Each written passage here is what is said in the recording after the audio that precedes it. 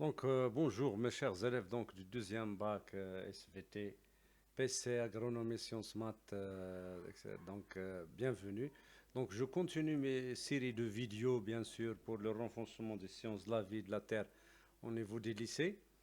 J'ai parlé le premier, ce chapitre concerne le deuxième bac, bien sûr, option PC, SVT, avec le bilan énergétique. Donc, on va parler du bilan énergétique de la respiration et la fermentation. D'accord?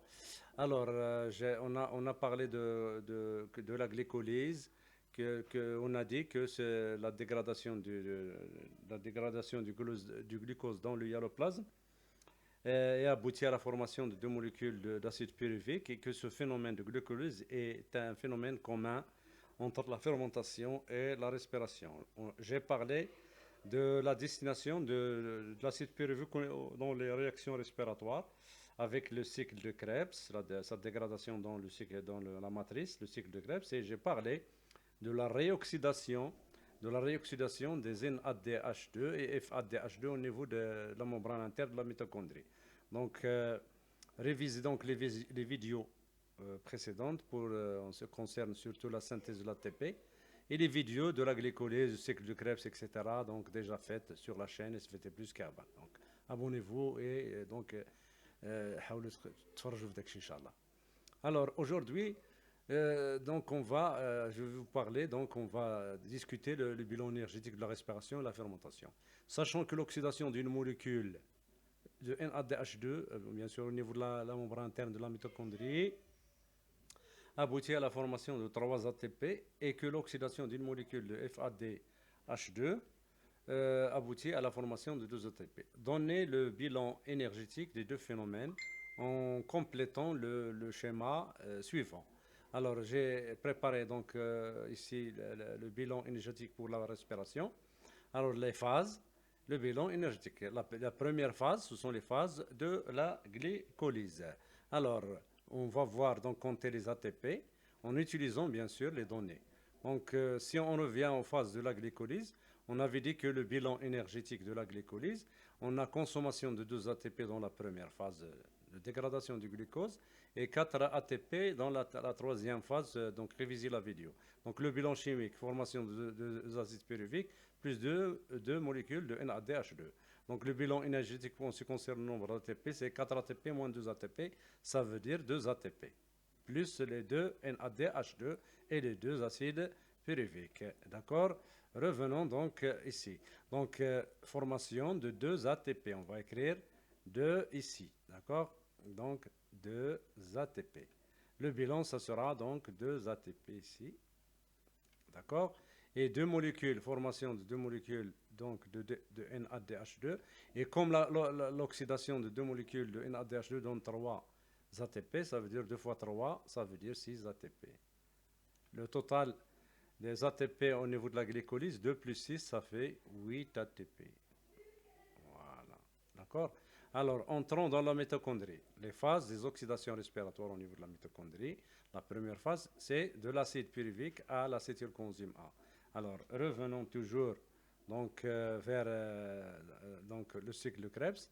La première phase, de l'acide pyruvique à l'acétylcoenzyme A.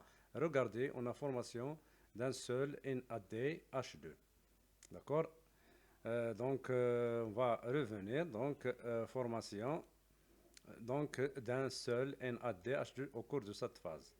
Ça veut dire 1 fois 3, ça veut dire 3 ATP. Voilà. Alors, revenons au cycle de Krebs. La deuxième phase, le cycle de Krebs. Comptez les NADH2. 1, 2, 3. Plus le 1 FADH2, plus un ATP supplémentaire ici. D'accord? Alors, on va écrire tout cela. Donc, formation d'un ATP supplémentaire. Donc, ici 1. Vous écrivez 1 ici. 3 NADH2.